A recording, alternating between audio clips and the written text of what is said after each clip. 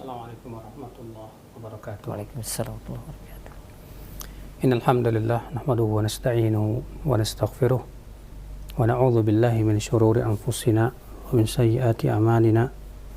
Man yahdihillahu fala mudilla lahu wa man yudlil fala hadiya lahu. Asyhadu an la ilaha illallah wahdahu la syarika lahu wa asyhadu anna Muhammadan 'abduhu wa rasuluh. Qala Allah ta'ala fi kitabihil karim, ya ayyuhalladzina amanu taqullaha haqqa tuqatih wa la tamutunna illa wa antum muslimun, amma ba'd. Saudaraku sekalian, kita melanjutkan kitab Sahih At-Targhib wa Tarhib, dan kita masuk ke kitab Al-Ilm, Kitabul Ilm, At-Targhib fil ilmi wa talabihi wa ta'allumihi wa ta'limihi wa ma jaa fi fadlil ulama wal muta'allimin. Anjuran untuk menuntut ilmu, mempelajarinya dan mengajarkannya, dan tentang keutamaan para ulama dan orang-orang yang menuntut ilmu. Dan ilmu yang dimaksud oleh beliau di sini itu ilmu din, ilmu agama, ilmu tentang Al-Quran dan Sunnah Rasulullah SAW, di mana ilmu adalah cahaya, akhi, ya, di dalam kehidupan ini. Kita hidup di dunia seperti kita berjalan di malam yang amat kelam. Kita butuh, ya, cahaya untuk bisa melihat jalan. Dan cahaya itu adalah ilmu yang berasal dari Allah dan Rasul-Nya. Allah Subhanahu wa Ta'ala menurunkan kitab suci-Nya dan mengutus para rasul dan memberikan wahyu kepada mereka. Tiada lain adalah untuk membimbing kita kepada keridhaan-Nya, kepada surga-Nya yang luasnya seluas langit dan bumi. Maka ilmu yang dimaksud di sinilah ilmu yang berasal dari Allah Jalla wa Ala, ilmu din, ya. Maka dengan kita mempelajari ilmu Allah Subhanahu wa Ta'ala, kita insya Allah akan terbimbing hidup kita.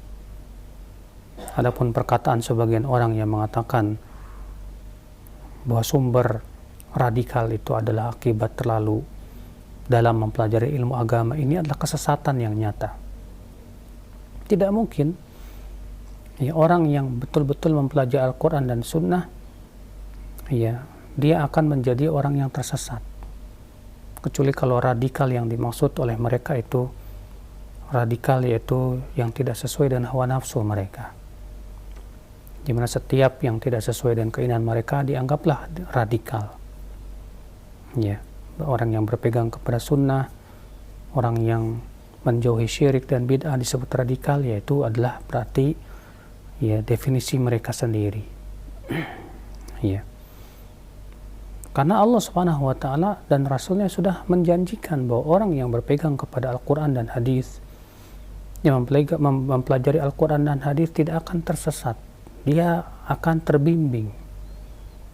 Allah menyifati Al-Quran ini sebagai apa? Hidayah. Allah berfirman, ya ayuhan nas, qad ja'atkum mau'izatun min rabbikum wa shifaa'un lima fis sudur wa huda wa rahmatul lil mu'minin. Wahai manusia, telah datang kepada kamu peringatan dari Rabb kamu, dan sebagai penyembuh apa yang ada di hati kamu, dan sebagai hidayah dan rahmat untuk kaum mukminin. Bagaimana Al-Quran yang disifati oleh Allah sebagai hidayah, sebagai kesembuhan apa yang ada di hati, dan sebagai rahmat untuk kaum mukminin, kemudian menjadi sumber, ya, munculnya radikalisme. Ini adalah, ya, orang-orang yang memang mengikut hawa nafsu yang mengatakan demikian. Walaupun yang mengikuti Allah dan kehidupan akhirat dan yakin dan menggunakan akal pikiran yang sehatnya, dia yakin bahwasanya syariat yang dibawa oleh Allah dan Rasulnya ini adalah kebaikan. Ya, syariat yang dibawa oleh Allah dan Rasulnya ini adalah, ya, bimbingan yang terbaik, karena dialah Allah pencipta alam semesta, pencipta manusia. Dan Allah menyifati dirinya sebagai yang maha penyayang, pengasih. Ya, Allah menyifati dirinya tidak pernah menzalimi hambanya. Allah menyifati dirinya bahwa dia maha adil. Maka tentu ilmu yang berupa syariat Allah ini penuh dengan kasih sayang, penuh dengan keadilan, dan tidak pernah tidak menzalimi. Namun orang-orang yang zalimlah yang mereka menginginkan kezaliman di muka bumi, yang menganggap bahwasanya syariat ini radikal ataupun yang lainnya. An Muawiyah radhiyallahu an, di sini beliau membawakan hadis, kita masuk hadis yang ke-67 dari Muawiyah, semoga Allah meridainya. Ia berkata, Rasulullah sallallahu alaihi wasallam bersabda, "Man yuridillahu bihi khairan yufaqihu fid din." Rawahul Bukhari wa Muslim wa Ibnu Majah. Siapa, Rasulullah bersabda, barang siapa yang Allah inginkan kebaikan kepadanya, maka Allah akan menjadikan ia faqih dalam agama. Dikeluarkan Bukhari dan Muslim.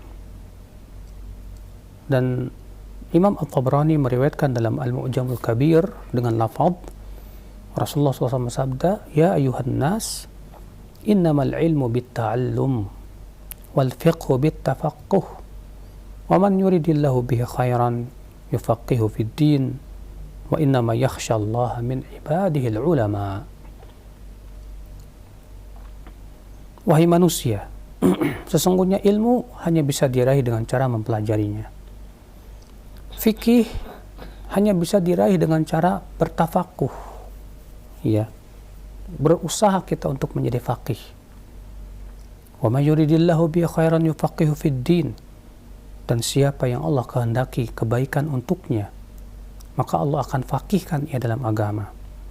Wa inna ma yakhshallaha min ibadil ulama, dan sesungguhnya yang paling berhak untuk takut kepada Allah dari hamba-hambanya hanyalah para ulama.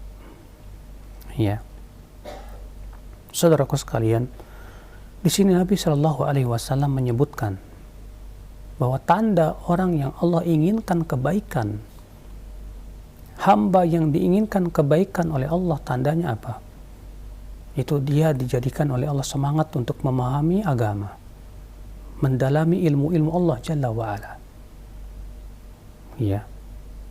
Maka Rasulullah SAW sabda, barang siapa yang Allah inginkan kebaikan padanya, maka Allah akan faqihkan ia dalam agama. Subhanallah. Berarti kebalikannya, saudaraku. Orang yang Allah tidak inginkan kebaikan untuknya adalah orang yang dijadikan ia tidak mau mempelajari ilmu agama. Dia tidak peduli dengan agama Allah Jalla wa'ala. Dia tidak mau mempelajari Al-Quran, tidak pula mempelajari hadis Nabi, dan tidak mau mendalaminya, kecuali yang sesuai dengan akal dan hawa nafsunya saja. Subhanallah. Saudaraku seiman, azani Allah wa iyyakum. Maka hadis ini memberikan motivasi kita agar kita bersemangat dalam mendalami ilmu Allah Jalla wa'ala. Ia mempelajari Al-Quran, mempelajari hadis-hadis Nabi Sallallahu Alaihi Wasallam, mempelajari ilmu-ilmu alat untuk menjadi alat untuk memahami Al-Quran dan hadis, berupa bahasa Arabnya, usul fikihnya, ilmu balaghahnya, ilmu hadisnya, ilmu tafsirnya, demikian pula kaidah-kaidah fikihnya, yang itu merupakan ilmu-ilmu alat yang sangat membantu untuk memahami Al-Quran dan hadis Nabi Sallallahu Alaihi Wasallam. Nah, kalau ternyata kita semangat, akhi, untuk mempelajari ilmu-ilmu tersebut, berarti itu tanda Allah menginginkan kebaikan kepada kita. Namun tentunya, akhi, bukan sebatas hanya semangat dalam menuntut ilmu, tapi juga sebatas dalam tetapi juga semangat dalam mengamalkan ilmu. Karena ilmu tanpa amal menjadi ilmu yang tidak bermanfaat. Kemudian Rasulullah dalam riwayat Tabrani, Rasulullah bersabda, wahai manusia, innamal ilmu bitta'allum. Sesungguhnya ilmu itu bisa diraih dengan cara ta'allum, belajar. Tidak seperti sebagian kelompok kaum muslimin yang punya keyakinan bahwa seseorang bisa dapat ilmu dengan cara bersemedi di gua, merenung, Bukan, itu bukan cara untuk menuntut ilmu, akhi. Menuntut ilmu itu dengan cara ta'allum, duduk di majelis ilmu. Ya, duduk kepada seorang syekh, seorang alim ulama yang kokoh keilmuannya untuk memahamkan kepada kita tentang apa? Ayat-ayat Allah, tentang hadis-hadis Rasulullah sallallahu alaihi wasallam, tentang matan-matan ilmu yang lainnya. Ya, adapun kemudian kita menuntut ilmu hanya sebatas dengan merenung, atau kita menuntut ilmu Allah Subhanahu wa taala dengan sebatas otodidak, ya, ini sangat tidak baik. Ya, para ulama menyuruh kita berguru, duduk di majelis ta'lim, di majelis ilmu yang diasuh oleh para ustadz yang telah betul-betul kokoh keilmuannya, dalam keilmuannya. Duduk di majelis para ulama yang betul-betul basir, punya basirah, ya, pandangan yang sangat tajam terhadap Quran dan hadis Nabi sallallahu alaihi wasallam dan pemahaman para salafus saleh. Dengan seperti itu kita akan selamat biidznillah. Ya.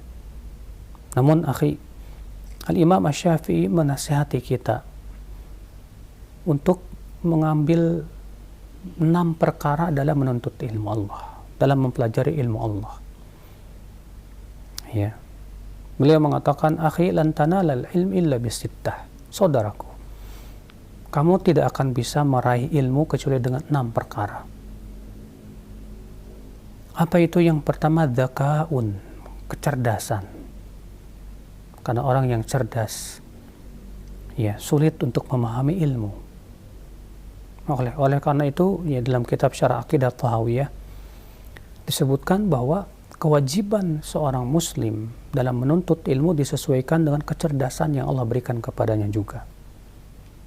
Artinya semakin dia cerdas, semakin wajib dia mempelajari ilmu Allah Jalla wa'ala.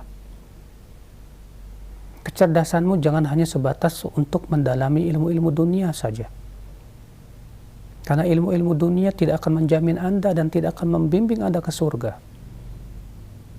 Akan tetapi yang membimbingmu Anda ke surga adalah ilmu-ilmu Allah, ilmu Al-Quran, ilmu hadis Nabi sallallahu alaihi wasallam. Ya. Maka dari itu kecerdasanmu gunakan, ya, untuk betul-betul tafakuh fid din, memahami ilmu agama ini, din ini. Karena dengan itulah kita akan selamat, ya, di dunia dan akhirat biiznillah. Ini yang pertama, yaitu zakaun. Wa hirsun, yang kedua itu semangat. Sebab orang yang tidak semangat, dia tidak akan mau menuntut ilmu. Dan semangat itu akhirnya muncul dari rasa cinta. Sebab kalau kita tidak cinta, kita tidak semangat. Ya, orang kenapa begitu semangat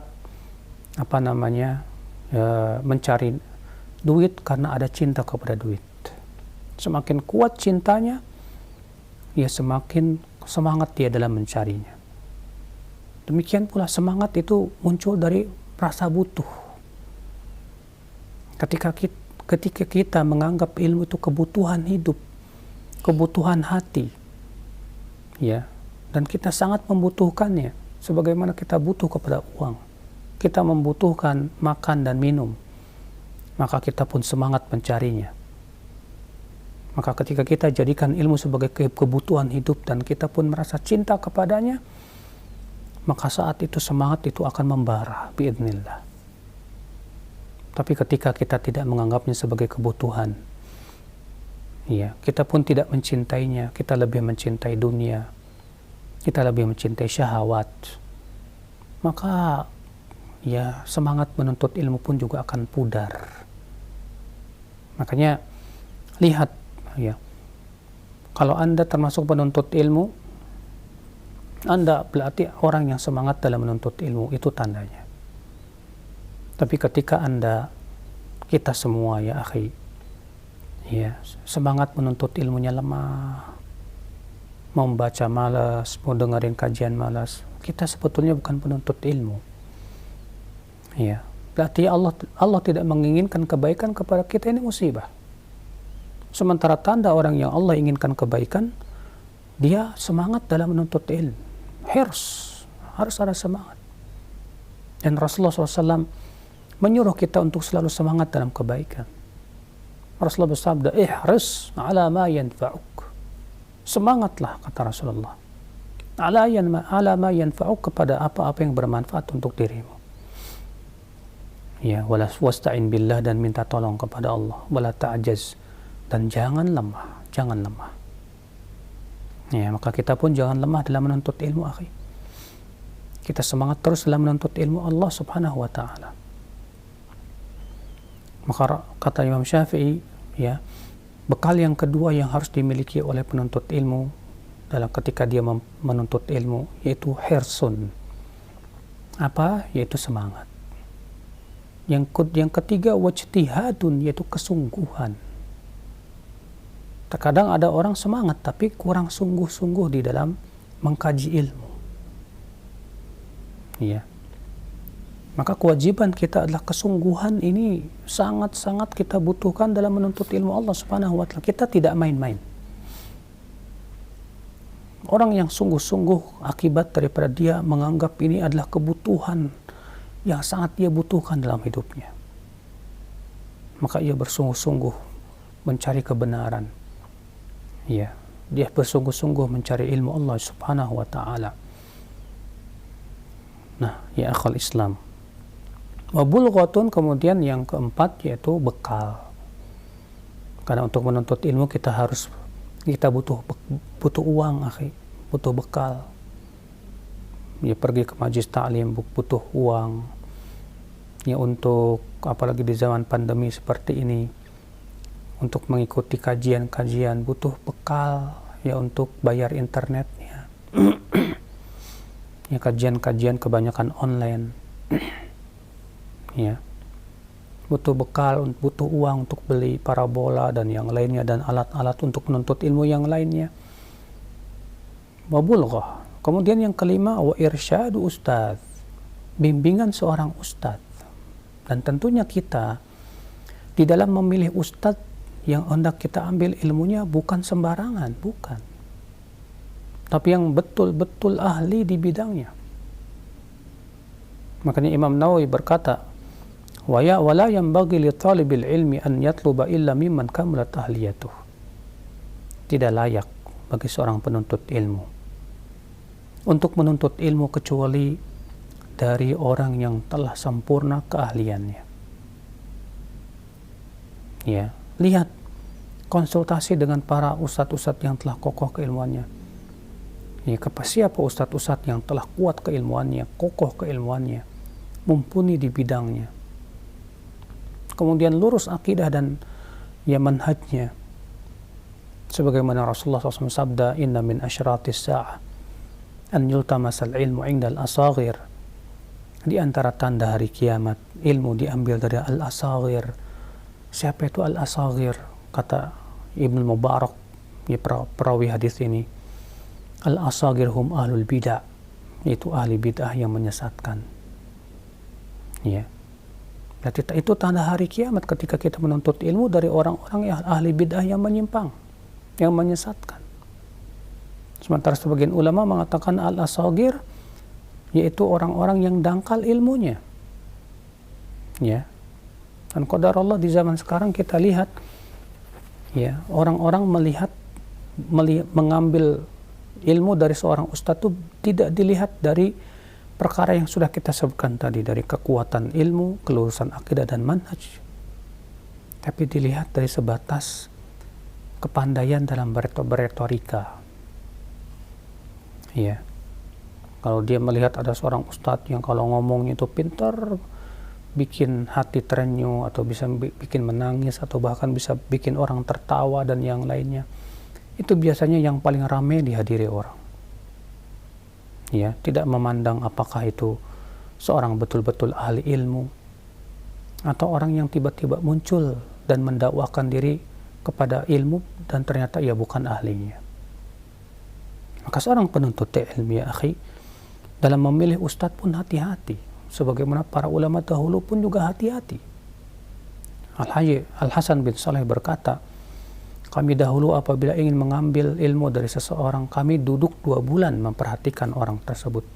dan bertanya-tanya kepada manusia, kepada para ulama, siapa orang itu? Sampai-sampai yang ditanya berkata, apakah kamu hendak menikahkan dia dengan anak wanitamu?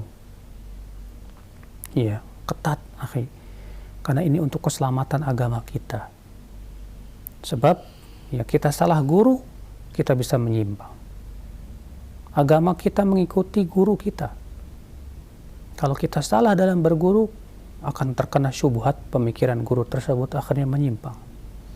Tapi ketika kita diberikan oleh Allah guru yang lurus akidah dan manhajnya, kuat keilmuan dan kokoh ya akidahnya, maka itu adalah ghanimah ya akhi. Itu adalah merupakan ya hadiah yang besar yang Allah berikan kepada seorang pemuda. Wa irsyadu ustadzin, yang kemudian yang keenam, wa tulu zaman, panjangnya waktu. Maka kita tidak boleh tergesa-gesa dalam menuntut ilmu. Ya, kita kuasai sedikit demi sedikit. Yang penting adalah kita kuasai. Ya, kita terkadang ada orang yang ingin meraih ilmu dengan sekejap mata. Tidak mungkin. Ya, karena orang yang menuntut ilmu dengan secepat mungkin, biasanya hilangnya juga akan cepat sekali. Tapi kita mulai dari kitab-kitab yang kecil dulu. Kita kuasai kitab tersebut. Kita pahami betul, kita hafalkan. Naik lagi ke jenjang berikutnya, kita kuasai terus. Kalau kita tidak lakukan itu, akhi, ilmu kita tidak akan kokoh selama-lamanya. Ya. Kemudian beliau membawakan hadis yang ke-68, wa Hudzaifah ibn al-Yaman radhiyallahu anhu maqal. Dan dari Hudzaifah ibn al-Yaman, semoga Allah meridhoinya, ia berkata, qala Rasulullah sallallahu alaihi wasallam, Rasulullah sallallahu alaihi wasallam bersabda, fadlul ilmi khairun min fadlil ibadati. Keutamaan ilmu lebih baik daripada keutamaan ibadah. Wa khairu dinikum al-wara'. Sebaik-baik agama kamu itu adalah sikap wara'. Dikeluarkan At-Tabrani dalam Al-Awsat. Demikian pula Al-Bazzar dengan sanad yang sahih, yang hasan. Ya. Rasulullah SAW bersabda, keutamaan ilmu lebih baik daripada keutamaan ibadah. Maksudnya bagaimana? Karena ibadah tidak akan lurus tanpa ilmu. Bahkan ibadah yang tidak didasarkan kepada ilmu Allah tidak akan diterima oleh Allah. Karena ilmu, ibadah, syarat diterimanya kata Ibnu Katsir 2. Yang pertama yaitu ikhlas. Dan kita tidak bisa ikhlas kalau kita tidak berilmu, saudaraku. Yang kedua yaitu mutaba'ah, sesuai dengan tuntunan Rasul sallallahu alaihi wasallam. Dan kita tidak mungkin sesuai dengan tuntunan Rasul tanpa ilmu. Rasulullah bersabda, "Shallu kama ra'aitumuni usalli." Salatlah kalian sebagaimana kalian melihat aku salat. Bagaimana kita akan sholat seperti sholatnya Rasulullah kalau kita tidak menuntut ilmunya? Rasulullah yang bersabda, khudhu anni manasikakum. Ambil dariku manasik haji kalian. Bagaimana kita akan berhaji seperti halnya haji Rasulullah kalau kita tidak menuntut ilmu? Ya. Bagaimana kita akan berakhlak seperti akhlak Rasulullah kalau kita tidak menuntut ilmu? Bagaimana kita akan berakidah seperti akidah Rasulullah kalau kita tidak menuntut ilmu?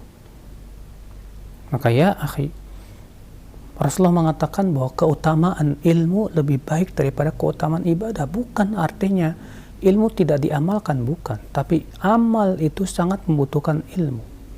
Sebelum beramal kita menuntut ilmu dulu. Makanya Imam Al-Bukhari membawakan bab dalam sahihnya, bab al-ilmu qabla al-qali wal-amal. Bab berilmu dulu, ya, sebelum berkata dan beramal. Lalu beliau berdalil dengan ayat, fa'lam annahu la ilaha illallah. Ya, fa'lam, maka berilmulah, ketahuilah bahwasanya tidak ada ilah yang berhak disembah kecuali Dia saja, kecuali Allah Jalla wa'ala. Ya. Fabada'a bil ilmi qabla al-qali wal amal. Di sini Allah memulai ilmu dulu, ya, sebelum berkata dan berbuat. Sebelum kita berbicara, harus berilmu dulu, akhi. Apakah yang kita bicarakan ini sesuai dengan ilmu yang benar atau tidak? Sebelum kita berbuat, beramal, harus berilmu dulu, akhi. Apakah perbuatan kita sesuai dengan sunnah Rasul SAW, tuntunan Rasul SAW atau tidak? Nah, biasakan seperti itu. Jangan hanya mengandalkan perasaan dan pandangan pribadi. Kayaknya ini baik. Kayaknya ini bagus. Wallahi ya akhi, agama kita tidak diletakkan pada akal, pada perasaan, tidak. Akan tetapi agama kita berasal dari wahyu Allah Jalla wa'ala. Maka sebelum kita berbicara tentang din, tentang agama, sebelum kita beramal, wajib kita menuntut ilmu dulu. Kita pahami dulu ilmunya yang benar. Ya, tentang ayat itu wajib kita pelajari ayat tersebut betul-betul dengan cara melihat penafsiran kitab-kitab tafsir para ulama. Ya, itu menafsirkan ayat dengan ayat Al-Quran, ayat dengan hadis Nabi SAW, ayat dengan perkataan para sahabat. Ya, ayat Al-Quran dengan penafsiran para tabi'in. Sebelum kita sampaikan itu kepada manusia, maka ya akhi, keistimewaan ilmu lebih baik daripada keistimewaan ibadah. Kenapa? Karena dengan ilmu kita bisa mendapatkan pahala yang besar dengan sedikitnya ibadah. Dan dengan tanpa ilmu, kita bisa mendapatkan sedikit pahala dengan banyaknya ibadah. Sebagaimana Rasulullah SAW bersabda juga, ya, fadlul alim 'alal 'abid ka fadlil qamar 'ala sa'iril kawakib. Keutamaan ulama dibandingkan dengan ahli ibadah seperti perbandingan antara bulan dibandingkan dengan bintang-bintang. Masya Allah. Ya, saudaraku seiman, azani Allah wa iyyakum. Maka dari itu, akhi, ya, kita berusaha untuk terus menuntut ilmu dengan meniatkan mengamalkannya. Sehingga ketika kita terus menuntut ilmu dengan niat yang ikhlas, beramal saleh untuk menghilangkan kebodohan dari diri kita, insya Allah Allah berikan kepada kita sesuatu yang luar biasa. Karena ilmu dan amal itulah sumber berbagai macam kebaikan. Itulah siratal mustaqim yang kita minta terus. Ihdinas siratal mustaqim. Ya Allah, berikan kepada kami hidayah kepada as-siratal mustaqim, jalan yang lurus. Apa itu siratal ladzina an'amta alaihim ghairil maghdubi alaihim waladdallin? Yaitu jalan orang-orang yang Engkau telah berikan nikmat atas mereka, bukan jalan orang yang dibenci oleh Allah, dan bukan pula jalan orang yang tersesat. Dalam riwayat Tirmidzi, Rasulullah bersabda, jalannya orang yang dibenci yaitu Yahudi, dan jalannya orang yang tersesat yaitu Nasrani. Para ulama menjelaskan kenapa Yahudi dibenci, karena mereka berilmu tapi tidak beramal. Kenapa orang Nasrani tersesat? Karena mereka beramal tanpa ilmu. Berarti jalan yang lurus yang kita minta itu hakikatnya apa? Ilmu dan amal. Dan dengan ilmu dan amal inilah Allah Subhanahu wa ta'ala akan menangkan agama ini di atas seluruh agama yang lain. Allah berfirman, "Huwallazi arsala rasulahu bil huda wa dinil haqqi liyudhhirahu 'ala ad-dini kullih." Dialah Allah yang telah mengutus Rasulnya dengan membawa huda, hidayah itu ilmu, wa dinil haq, agama yang hak itu amal. Untuk apa? Liyudhhirahu 'ala ad-dini kullih, agar Allah menangkan ia di atas seluruh agama dengan ilmu dan amal itu, ya akhi. Ya. Maka Rasulullah mengingatkan dalam hadis ini, fadlul ilm khairun min fadlil ibadah. Keutamaan ilmu lebih baik daripada keutamaan ibadah. Karena ibadah tanpa ilmu, maka ibadah tersebut tidak akan diterima oleh Allah. Dan ilmu yang tidak menimbulkan ibadah pun, itu tanda ilmu yang tidak bermanfaat. Wa khairu dinikum al-wara'. Kemudian kata Rasulullah, sebaik-baik agama kamu adalah al-wara'. Apa itu wara' ya akhi? Al-wara' Jadi Syekhul Islam Ibn Taimiyah mendefinisikan apa makna wara. Kata beliau, al-wara tarku ma yukhshat dararuhu fil akhirah. Yaitu meninggalkan apa-apa yang dikhawatirkan berbahaya untuk akhirat kita.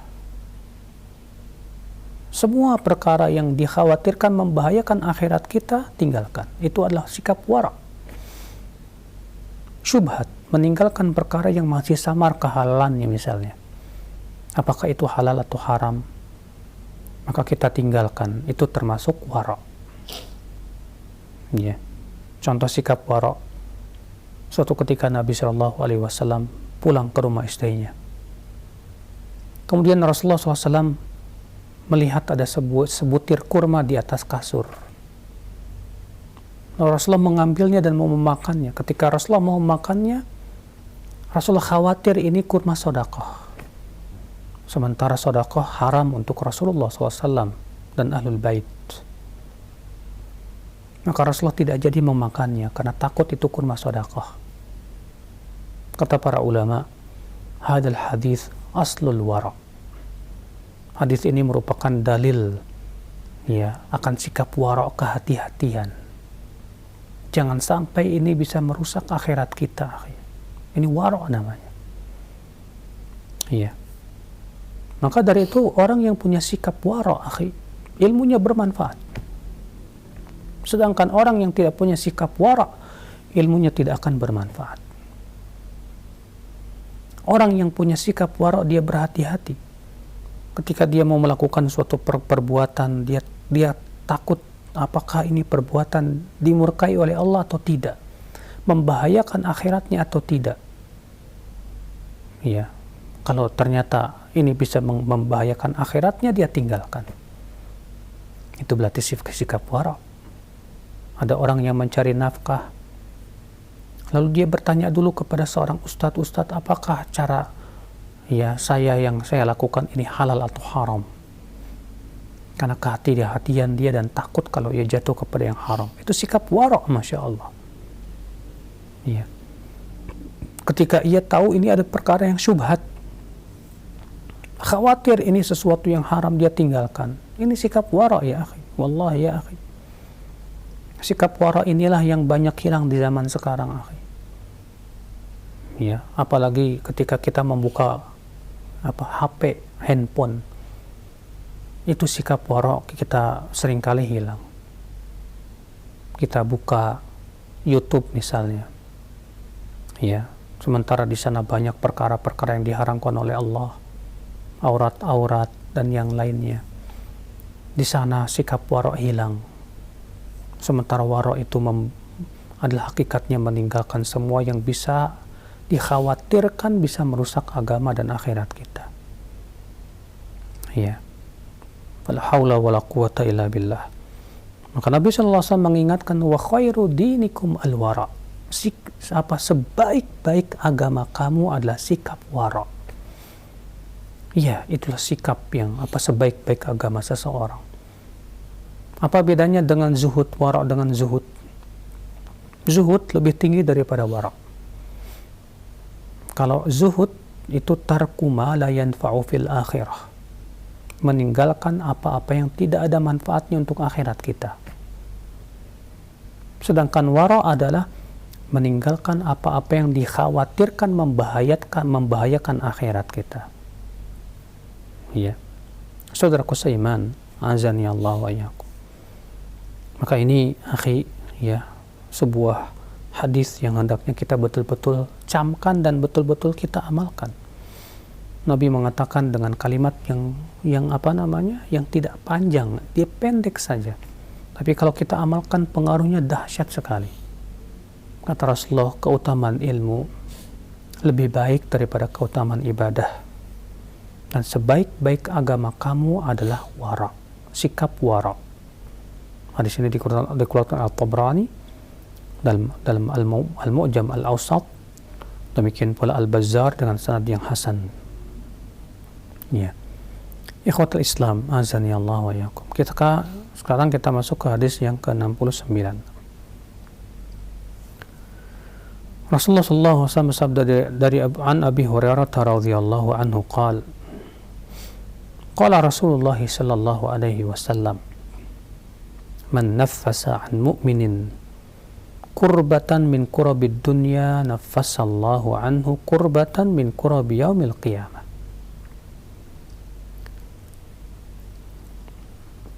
Wa man satara musliman satarahu Allah fid dunya wal akhirah. Wa man yassara ala mu'sirin yassarahu Allah alaihi fid dunya wal akhirah. Wallahu fi auni al-'abdi ma kana al-'abdu fi auni akhihi. Wa man salaka tariqan yaltamisu fihi ilman sahhalallahu lahu bihi tariqan ila al-jannah.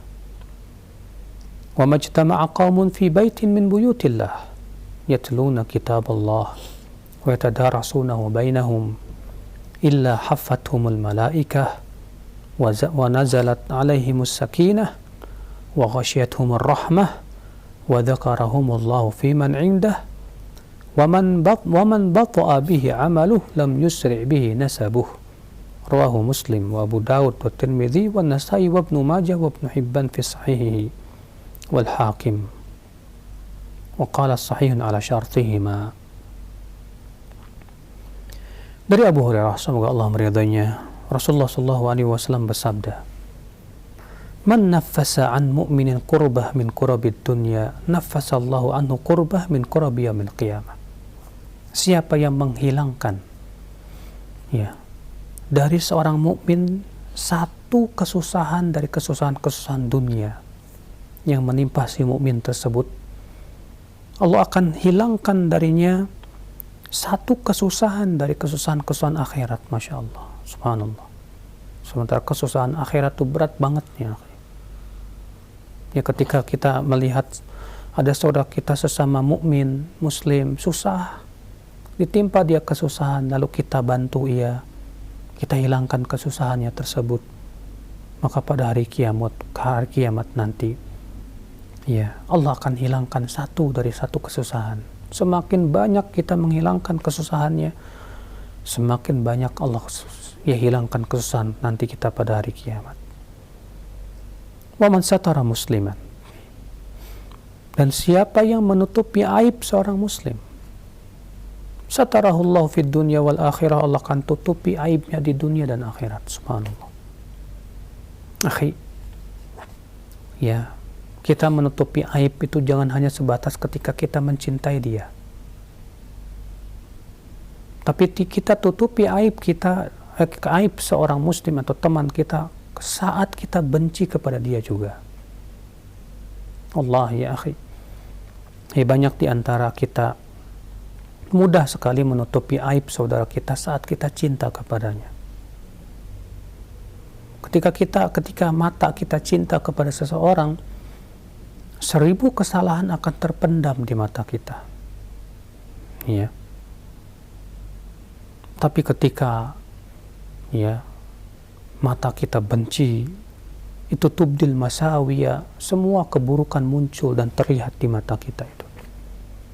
Dan saat itu kita sangat mudah sekali untuk membongkar aib saudara kita itu. La haula wala quwata illa billah. Maka Rasulullah SAW mengingatkan bahwa kalau kita ingin ditutup aib kita di dunia dan akhirat, maka tutuplah aib seorang muslim. Bayangkan akhi, kalau kita ditutup aib kita di dunia dan akhirat, dan siapa yang tidak punya aib? Siapa? Semua kita manusia punya aib ya akhi. Tapi ketika Allah tutup aib kita, alhamdulillah. Apalagi di akhirat, kalau Allah tutupi aib kita, sungguh luar biasa. Disebutkan dalam riwayat Tirmidzi bahwasanya nanti pada hari kiamat, Allah akan ketika menghisap seorang mukmin, wada'a kanafah, Allah akan meletakkan penutup, supaya aibnya tidak terlihat oleh orang-orang di padang mahsyar itu. Lalu Allah Ta'ala berfirman kepada si mukmin ini, ata'rifu dzamba kadza, ingat gak kamu melakukan dosa ini? Si mukmin berkata, fayuqarriruhu, lalu Allah menjadikan dia mengakui dosanya dan berkata, iya ya Allah. Lalu Allah ingatkan lagi dosa-dosa yang lainnya. Dan si mukmin pun juga mengakui dosa-dosa tersebut. Lalu Allah berfirman dahulu di dunia, aku sudah menutupinya untukmu. Dan di hari ini aku akan tutupi juga untukmu. Subhanallah. Maka kalau kita ingin ditutupi dosa kita nanti di akhirat, tutupi aib saudara kita di dunia ini. Jangan jadikan lisan-lisan kita ini, akhi, ya, menjadi perantara untuk membongkar aib-aib saudara kita. Wallahi, Allah mudah ya, akhi, membongkar aib kita mudah sekali. Makanya Rasulullah bersabda, la tattabi'u auratil muslimin, fa innahu man tatabba'a auratahu tatabba'a Allahu auratah, wa man tatabba'a Allahu auratah yafdahuhu walau fi jawfi baitihi aw kama qala. Jangan kalian mencari-cari aib, ya, kaum muslimin. Karena siapa yang mencari-cari aib kaum muslimin, kata Rasulullah, Allah akan cari-cari aibnya. Dan siapa yang Allah cari-cari aibnya, Allah akan bukakan walaupun dia melakukan aib itu di tengah rumahnya sendiri. Bagi Allah mudah. Iya. Kemudian kata Rasulullah, "Waman yassara an mu'sirin," dan siapa yang memberikan kemudahan kepada orang yang berhutang kepadanya karena susah. Ada orang yang berhutang kepada kita dan ternyata dia sulit membayar hutang karena kesusahan hidupnya, bukan karena dia tidak mau bayar, bukan, tapi karena kesusahan hidupnya yang menimpa dia. Lalu kita mudahkan dengan cara gampang, nanti aja bayarnya kalau kamu sudah punya kelapangan rezeki. Yassarallahu alaihi fid dunya wal akhirah, maka Allah akan mudahkan urusannya di dunia dan akhirat. Masya Allah. Iya. Maka kalau kamu ingin dimudahkan oleh Allah urusanmu, mudahkan orang-orang yang berhutang kepadamu itu. Iya, kalau mereka orang-orang yang susah. Sebutkan dalam hadis, iya, bahwa nanti pada hari kiamat Allah akan menghisap seorang laki-laki. Lalu Allah bertanya kepada si laki-laki ini, ma amaluk, apa amalmu? Maka si laki-laki ini berkata, aku tidak punya amal apapun ya Allah. Lalu Allah berfirman, coba kamu ingat-ingat lagi amalmu. Lalu si orang ini berkata, ya Allah,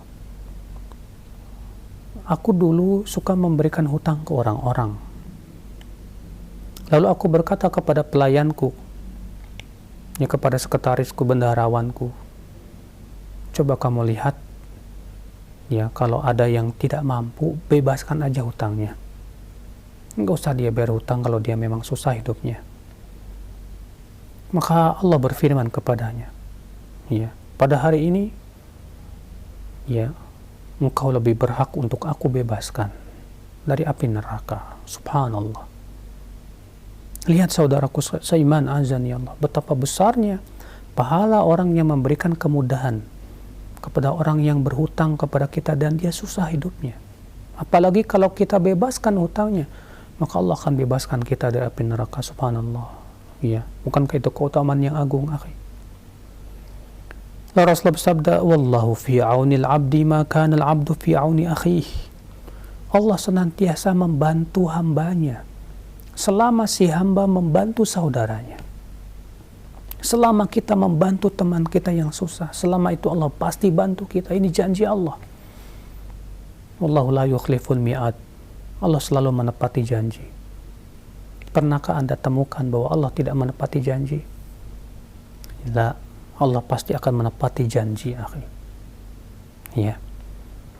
Maka Rasulullah bersabda, Allah senantiasa membantu seorang hamba selama si hamba membantu saudaranya.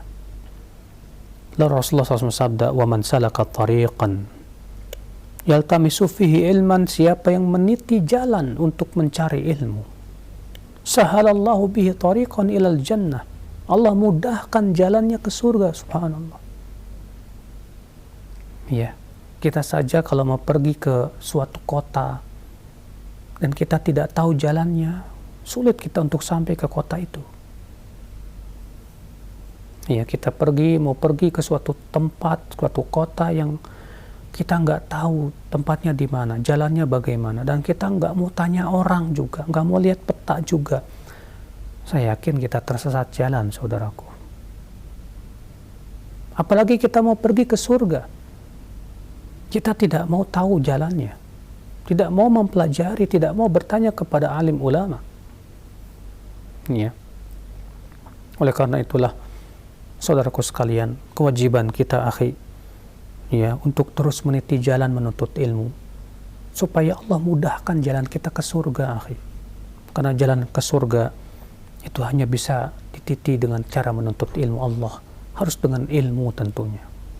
Kemudian Rasulullah bersabda, "Wa majtama'a qaumun fi baitin min buyutillah yatluna kitaballah wa yatadarasunahu bainahum illa haffathumul malaikah wa nazalat alaihimus sakinah wa ghasyiyatuhumur rahmah wa dzakarahumullahu fiman indah." Tidaklah suatu kaum berkumpul di dari rumah-rumah Allah, itu masjid. Untuk apa?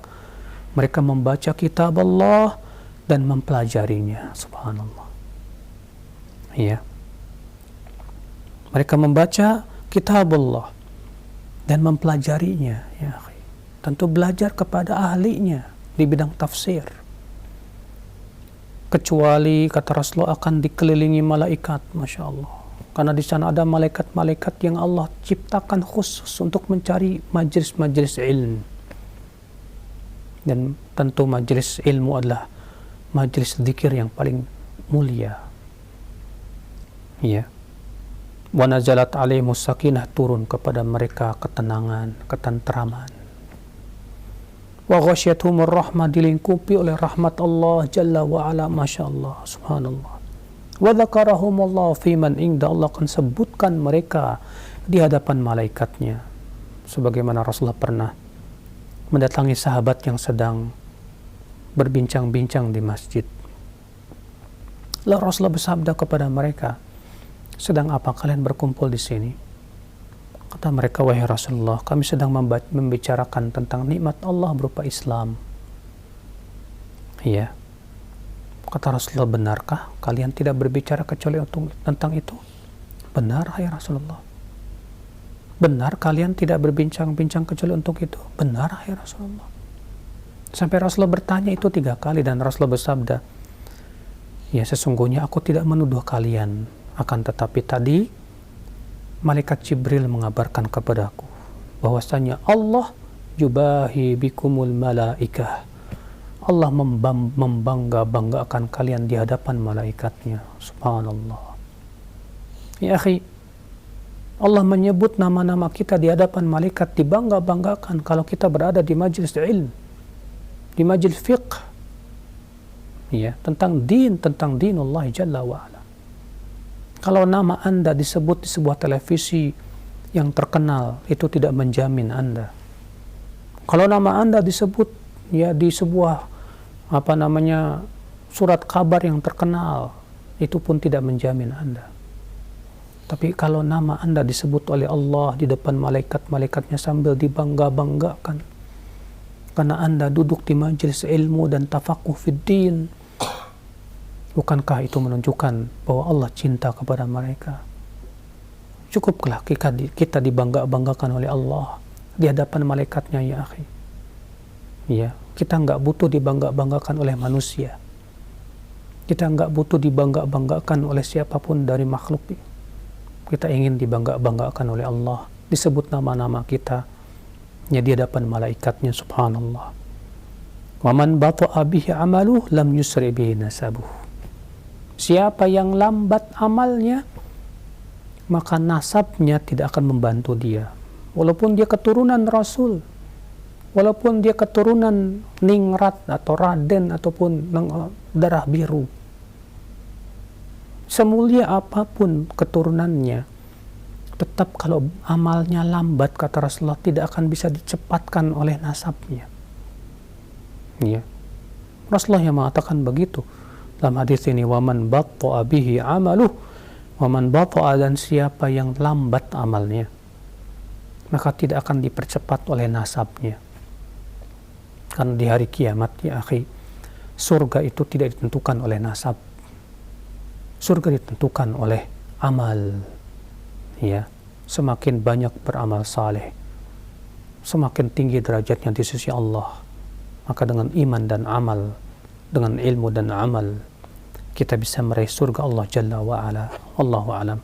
Demikian, wabillahi taufiq. Nah. Nah, baik, syukran jazakallahu khair, barakallahu fiik kepada Ustaz yang sudah membacakan hadis-hadis dari kitab Sahih Targhib wa Tarhib. 3 hadis telah kita simak bersama, 67, 68 dan 69. Mudah-mudahan menjadi faidah yang bermanfaat untuk kita semua, ilmu yang bermanfaat yang mudah-mudahan kita bisa mengamalkan dari apa yang telah kita dapatkan. Baik, untuk selanjutnya kami buka sesi interaktif, sesi soal jawab. Baik, kesempatan pertama kami akan ajukan terlebih dahulu pertanyaan yang sudah masuk di layanan pesan singkat. Yang pertama,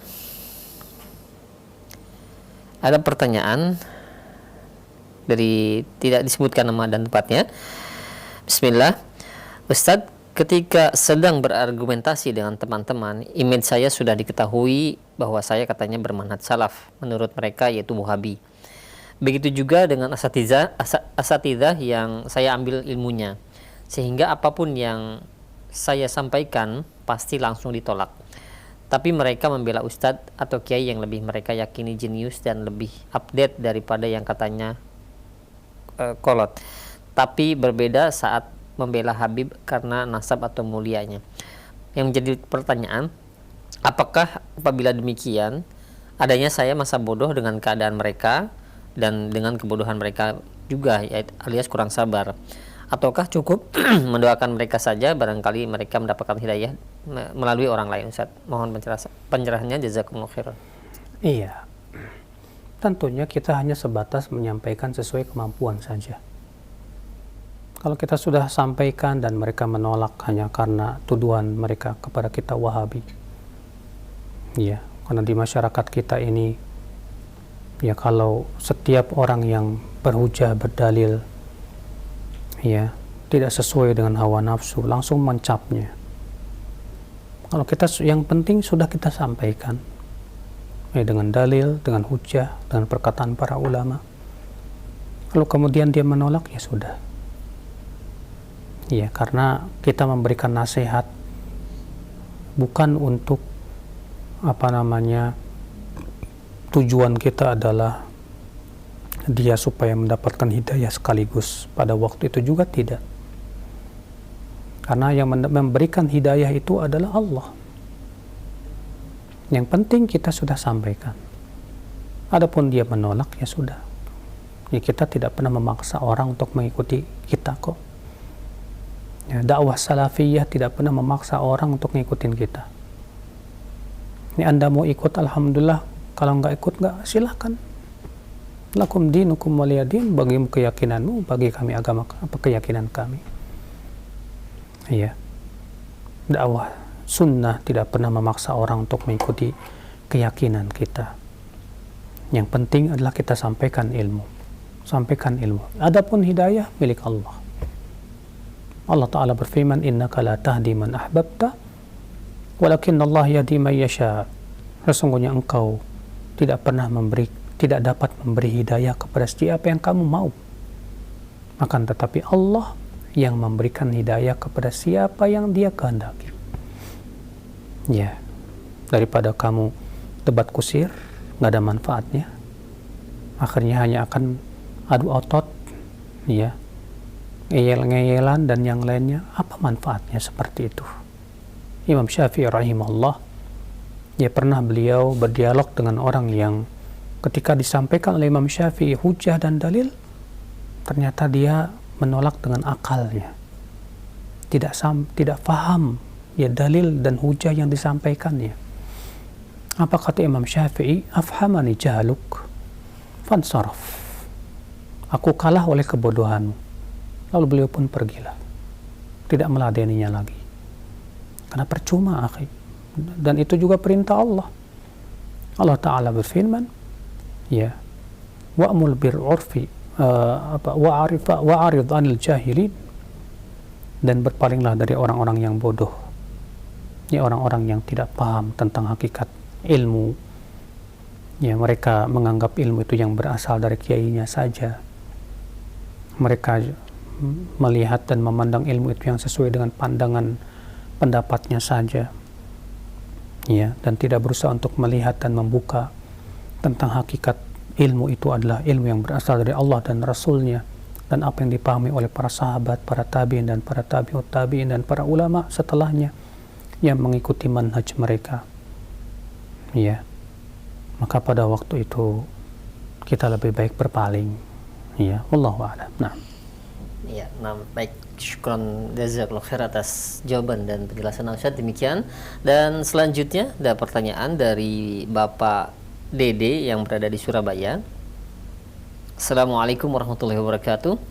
Ya Ustadz, bagaimana cara agar kita istiqomah menuntut ilmu di zaman sekarang ini Ustadz, di mana majlis-majlis semuanya sedang ditutup, dan bagaimana pula membedakan Ustadz yang sunnah dan tidak sunnah dalam menuntut ilmu, karena kita lihat di media sosial terkadang saru antara membedakan antara Ustadz sunnah dan bukan, karena keawaman kita semua. Nah, di zaman pandemi seperti ini bukan dalih dan bukan alasan untuk kita kemudian tidak menuntut ilmu. Mengapa demikian? Karena kemudahan di zaman ini luar biasa. Ya, alhamdulillah ada televisi ya sunnah, ya banyak, alhamdulillah. Tinggal antum beli sedikit, keluar uang aja untuk beli parabola. Ya, beli parabola, antum setelkan di situ TV sunnah aja, ada surau TV, ada banyak lah, ya, yang kamu bisa lihat di situ. Nah, kalau kamu lihat dan ada kesungguhan, insya Allah Allah berikan kepada kamu kemudahan. Tapi ketika kita tidak ada kesungguhan, bagaimana Allah akan berikan kepada kita kemudahan?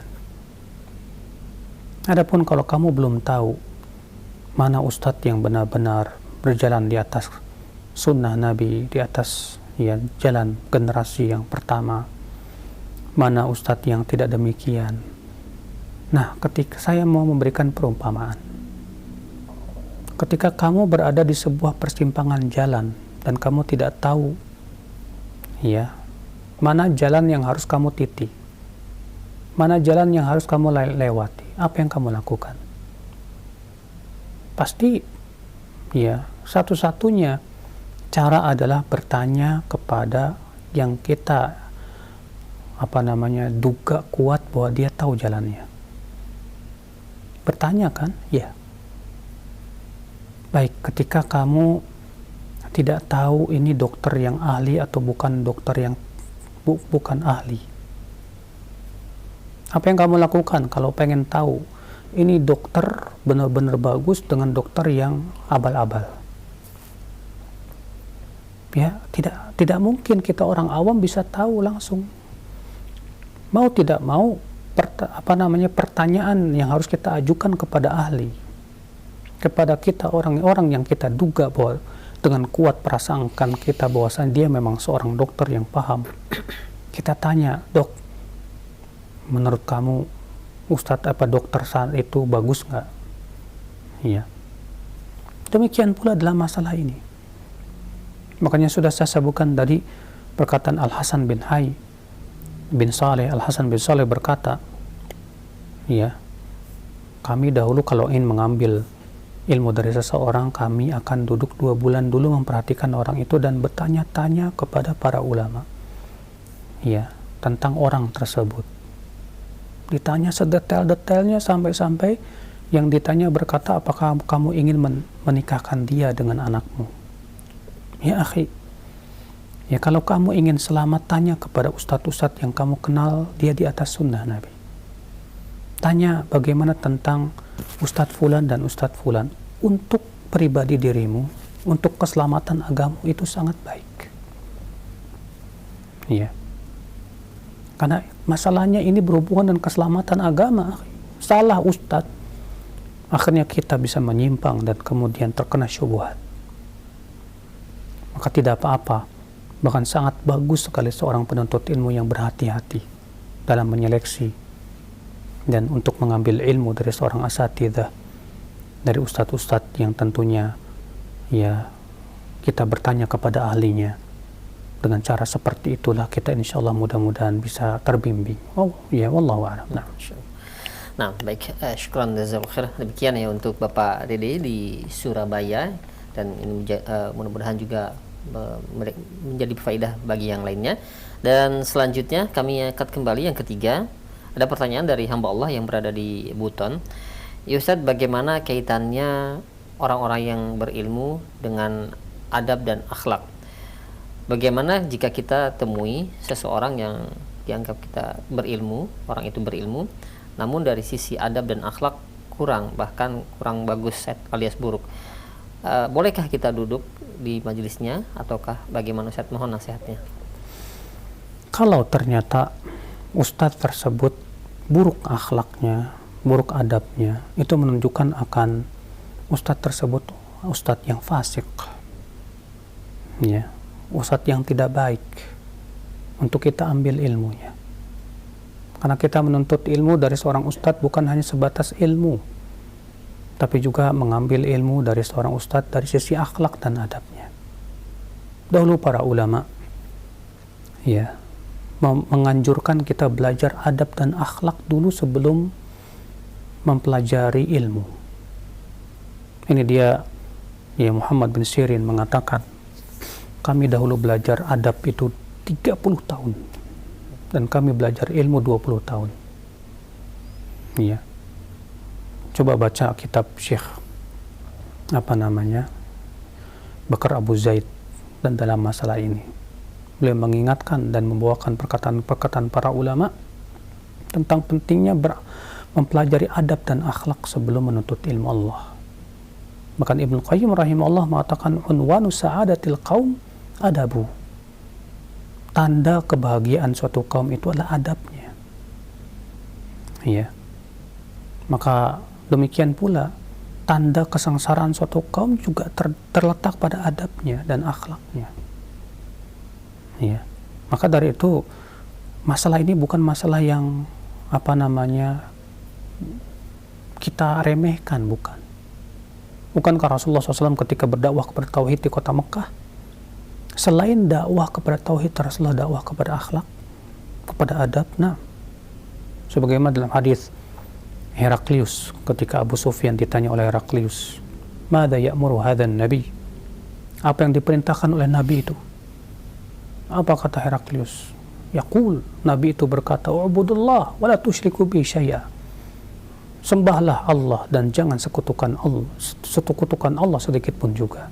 Watruku ma yaqulu aba'ukum, dan tinggalkan keyakinan nenek moyang kalian itu. Wa ya'muruna bis shalah ya wasidq wal afaf wassilah. Dan nabi itu menyuruh kami untuk salat, bersikap jujur, menyambung silaturahim, demikian pula menjaga kehormatan. Lihat, selain Rasulullah mengajarkan adab tauhid, ternyata Rasulullah mengajarkan adab dan akhlak. Ya, ketika di kota Mekah. Subhanallah. Maka betapa butuhnya seorang murid kepada ustadz yang bisa mengajarkan dia tentang akhlak dan adab. Sebab ketika dia memiliki ustadz yang tidak bisa memberikan suri tauladan dalam akhlak dan adab, bagaimana dia akan bisa mendapatkan akhlak dan adab yang baik? Ya, maka kalau dia tidak mendapatkan ustadz kecuali ustadz itu di tempatnya, maka terpaksa darurat nggak apa-apa. Tapi dia berusaha untuk duduk di majelis ustadz-ustadz yang lain yang sudah dikenal akan keilmuannya, akhlak dan adabnya. Itu sangat kita butuhkan di zaman ini. Allahu a'lam. Nah. Baik. Insyaallah syukran jazakallahu khair atas jawaban dan nasihatnya. Demikian 3 pertanyaan sudah kami ajukan, dan selanjutnya kami berikan kesempatan di layanan telepon. Silahkan. Assalamualaikum. Waalaikumsalam warahmatullahi wabarakatuh. Dengan siapa di mana? Dengan hamba Allah, Jakarta. Silakan. Assalamualaikum Ustadz. Waalaikumsalam warahmatullahi wabarakatuh. Ustadz, tadi Ustadz mengatakan bahwa kita tidak baik membuka aib seseorang untuk menjaga aib kita nanti di akhirat. Pertanyaan saya, bagaimana ya Ustadz? Ada teman, saya tahu problema dia tuh, aib dia tuh buruk tuh ya, tapi ada kesalahpahaman sedikit. Dia meneror saya terus, misalnya apa yang aib dia itu dilontarkan ke saya semua. Terus saya berusaha sabar bertahan untuk tidak membalasnya, tapi dia meneror terus saya. Misalnya di SMS, aib dia tuh dilontarkan kayak ke semua. Akhirnya untuk meredahkan masalah, saya bilang gini, dengan terpaksa ya Ustadz, saya kan udah minta maaf, tapi kamu begitu terus, kayak nggak tahu aja saya, kamu sebenarnya apa yang kamu katakan itu ada pada diri kamu semua. Jadi saya dengan terpaksa Ustadz buka aib gitu, karena saya dilontarkan SMS terus gitu Ustadz. Bagaimana ya Ustadz? Memohon pencerahannya. Baik. Assalamualaikum warahmatullahi wabarakatuh. Waalaikumsalam warahmatullahi wabarakatuh. Tentu Ibu, ya, ada sebuah hadis Nabi Shallallahu Alaihi Wasallam yang Rasulullah SAW ajarkan kepada kita, dan ini memang membutuhkan kesabaran yang luar biasa. Yaitu kata Rasulullah SAW, ini muru'un syatamaka wa ayyaraka bi amrin ya'lamu fika fala tu'ayyirhu bi amrin ta'lamu fih wa da'wa balahu alaih wa ajruhu lak. Kalau ada orang yang memburuk-burukan kamu dengan aib yang dia tahu ada pada diri kamu, maka jangan kamu membalas dengan memburuk-burukan dia dengan aib yang kamu tahu ada pada diri dia. Biarkan dosanya buat dia, pahalanya buat kamu. Masya Allah. Coba Ibu, ketika dia terus meng-SMS yang buruk-buruk terhadap Ibu mikir, yang Ibu pikir apa? Dosanya buat dia, pahalanya buat saya. Iya. Dia memburuk-burukan Ibu. Pertama, dia sudah mentransfer pahala kepada kita. Dan sebetulnya Ibu sama sekali tidak dirugikan oleh dia. Tidak dirugikan. Paling hati Ibu yang panas aja. Tapi kalau Ibu berpikir dengan jauh ke depan dan berpikir, ini orang kasihan. Dengan SMS-nya tersebut yang tujuannya dia ingin menyakiti hati kita, itu sebetulnya dia sudah sedang mentransfer pahala dia kepada kita, dan kita sudah mendapatkan pahala cuma-cuma gratis. Masya Allah. Yang kedua, ya, dalam riwayat Tirmidzi, Abu Bakar As-Siddiq pernah dicaci maki orang. Lalu Abu Bakar diam. Dicaci lagi, Abu Bakar pun diam. Dicaci lagi, Abu Bakar diam lagi. Dicaci lagi, rupanya Abu Bakar marah dan membantah dan membalas caciannya. Ketika Abu Bakar diam, Rasulullah tersenyum. Tapi ketika Abu Bakar membalas, Rasulullah SAW pergi. Melihat itu, Abu Bakar merasa heran. Maka kemudian Abu Bakar mengejar Rasulullah SAW. Abu Bakar bertanya, "Ya Rasulullah, ketika aku diam tidak membalas, engkau tersenyum kepadaku. Dan ketika aku membalasnya, engkau malah pergi." Apa kata Rasulullah? "Ketika engkau diam, hai Abu Bakar, aku melihat malaikat yang membalas. Ya. Tapi ketika engkau yang membalas, aku melihat setan hadir. Dan aku tidak ingin berada di majelis yang dihadiri oleh setan." Coba Ibu, tanya kepada diri Ibu, lebih baik mana yang membalas kita atau malaikat? Ya, kalau kita yang membalas, kata Rasulullah apa? Setan yang akan hadir. Semakin memanas-manasi suasana. Biarkan malaikat yang membalas. Sudahlah orang itu dapat dosa, dia juga mengirimkan pahalanya kepada kita. Kita sudah dapat untung banyak itu. Ya. Sudah begitu malaikat yang akan membalas untuk kita. 2 kali lipat kita untungnya. Cukup ibu tersenyum saja melihat SMS itu, nggak usah dibaca, langsung dihapus saja, selesai. Ya. Karena wallahi itu tidak membahayakan ibu sama sekali. Tidak memberikan mudarat juga buat ibu, bahkan itu keuntungan buat ibu. Allah. Ya. Cukup ibu jawab kepada dia, terima kasih banyak. Ya. Ya, titik, selesai. Wallahu a'lam. Nah, baik. Syukran jazakallahu khair atas jawabannya. Demikian untuk hamba Allah yang berada di Jakarta. Dan selanjutnya kami masih berikan kesempatan untuk Anda di layanan telepon kembali. Halo. Halo, assalamualaikum. Waalaikumsalam warahmatullahi wabarakatuh. Iya, silakan. Mau bertanya Pak Ustadz, saya kan seorang ibu rumah tangga. Kadang sehari-hari itu sudah sibuk dengan urus anak, urus suami. Akhirnya tidak sempat menuntut ilmu, akhirnya tidak sempat beramal. Cuman paling yang wajib saja Pak Ustadz. Maksudnya nasihatnya Pak Ustadz buat saya begitu. Kadang saya merasa bahwa saya ini kurang ibadah saya tidak banyak beramal begitu Pak Ustadz. Makasih Pak Ustadz. Assalamualaikum warahmatullahi wabarakatuh. Waalaikumsalam warahmatullahi wabarakatuh. Sebetulnya ibu sudah banyak beramal. Ya, penting saya pahamkan dulu kepada ibu tentang apa itu hakikat ibadah. Kata Syekhul Islam Taimiyah, al-ibadatu ismun jami'un li kulli ma yuhibbuhu Allah wa yardah mil aqwali wal af'ali al-zahirah wal batinah. Ibadah adalah sebuah nama, ya, yang mencakup semua yang Allah cintai dan ridhai, berupa ucapan ataupun perbuatan yang terlihat maupun yang tidak terlihat. Ya, artinya ibadah yang lahir maupun ibadah yang batin. Nah, ketika ibu melayani suami, apakah ibu menyangka itu bukan ibadah? Salah besar kalau ibu menganggap itu bukan ibadah. Ketika ibu mengurus anak, ya, ngasih makan, ya, membimbing dia, apakah ibu menganggap itu bukan ibadah? Salah besar kalau ibu menganggap itu bukan ibadah. Ketika ibu mencuci piring, masak untuk anak buat suami, apakah ibu menganggap itu bukan ibadah? Salah besar kalau ibu menganggap itu bukan ibadah. Justru ibu sedang beribadah terus itu, Masya Allah, Alhamdulillah. Iya. Adapun waktu ibu untuk menuntut ilmu sesuai kemampuan, Bu. Ya. Ketika ada waktu-waktu yang luang, ya, untuk bisa menuntut ilmu, gunakan waktu luang tersebut, ya, dengan sungguh-sungguh untuk bisa menambah keilmuan kita.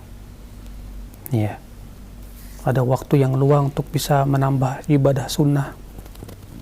Gunakan kesempatan waktu itu untuk menambah ibadah sunnah kita. Wallahi ibu, ya, ketika ibu sibuk dengan melayani suami, mengurus anak, ibu sibuk, ya, dengan masak, dengan nyuci piring dan yang lainnya, nanti ibu sedang berada dalam kesibukan pahala di sisi Allah Jalla wa'ala. Banyak ibu-ibu di kota tidak seperti ibu, yang kerjaannya cuma sebatas ngerumpi sana sini, ngobrol sana sini. Ya, tidak ada kepikiran sama sekali ingin menuntut ilmu, tidak ada kepikiran sama sekali untuk ya, melayani suami sebaik-baiknya, untuk mengurus anak sebaik-baiknya. Waktu mereka habis hanya untuk perkara yang gak ada manfaatnya. Maka bersyukurlah ibu, diberikan oleh Allah kesempatan, ya, banyak untuk mendulang pahala yang besar. Ya. Bersyukur ketika ibu terus, hati ibu merasa ingin terus menuntut ilmu Allah, ingin menambah terus, ya, kebaikan, amal saleh. Wallahi kita di zaman fitnah ini diperintahkan Rasulullah untuk bersegera kepada amal.